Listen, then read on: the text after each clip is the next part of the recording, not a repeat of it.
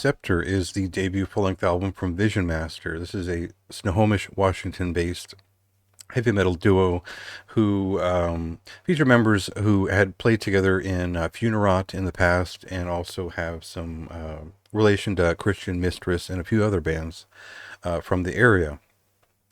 Now, what exactly do they play beyond just heavy metal? I mean, there is plenty of nuance there. There's a lot to pull from this because there's a like an overarching science fiction theme. There's a lot of thought that went into this record, but how do we just what is this record? It's a little bit of speed thrash metal. It's a little bit of power metal in some sense. It's a vague sense. It is a little bit sleufeg in that way, where there's a lot of storytelling and also a kind of an upbeat pace that is always kind of on the run with its storytelling. And I think the important thing is that it takes you somewhere. There's an adventure. There's a sort of an experience to be communicated here, which is very unique. And that comes with a pretty unique vocal style from Dan Monroe, the vocalist, guitarist, and main songwriter of the band, who we haven't heard much from beyond Funerat in the years. So this kind of comes as a burst of a very well thought out and kind of a cumulative effect with a lot of influences going into it. So that's a lot to sort of preface, a quick clip here, but we'll sort of try to condense some of those thoughts down after we listen to a clip. Out to the gas within, our tension cannot spin. Ignore all objections, all sever connections. Tracing pipes of gas manure, I follow in. So what Vision Master does should appeal to people who enjoy kind of more theatrical speed metal releases from the 80s, a little bit of the more punk side of storytelling in those same kind of late 80s time, as well as the more fantastical and thoughtful side of a band like Voivod, where they were willing to strain their vocals in any other direction than normal for the sake of telling a unique story with that voice.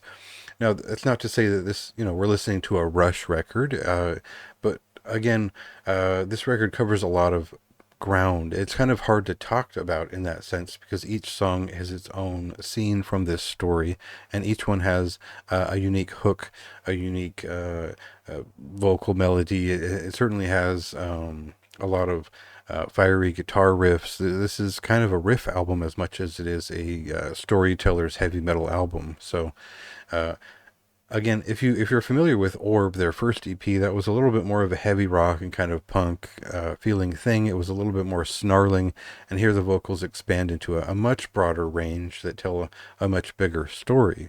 So that's kind of the big note to take here, is that this is a little bit of a leap beyond that first EP. It's a very different thing.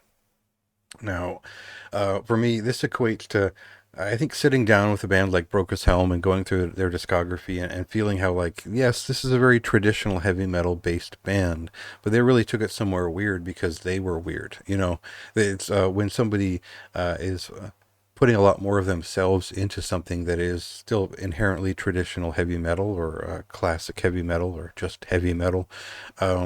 It takes a strong personality to stand out and to go somewhere with it. And I feel like they don't just go somewhere with it on this record. I feel like they run with it, and they find a pretty cool narrative, like a really interesting story, and kind of a great curation of that idea overall for a full length. It feels like a complete story.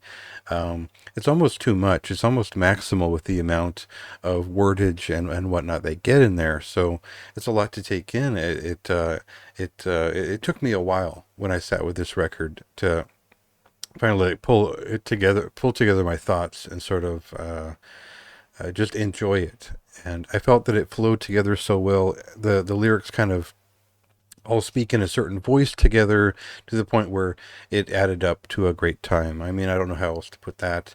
This is I think one of my favorite metal records I've listened to in the last several months, maybe the second half of the year so far. And it gets a very high recommendation for me, and there haven't been a lot of those lately. So, if you're up for something that's a little bit weird, it's a little bit all over the place in a lot of sense, but still tells a cohesive story with a lot of finesse. I think this is an easy recommendation for me. It might be too weird for some. But for me, it's just far out enough to where I think it's something special, and I've just spent a lot of time with it and enjoyed it. So, check that out if that's your kind of thing. It is out on this Friday, and you can read my review for more of my thoughts in depth. What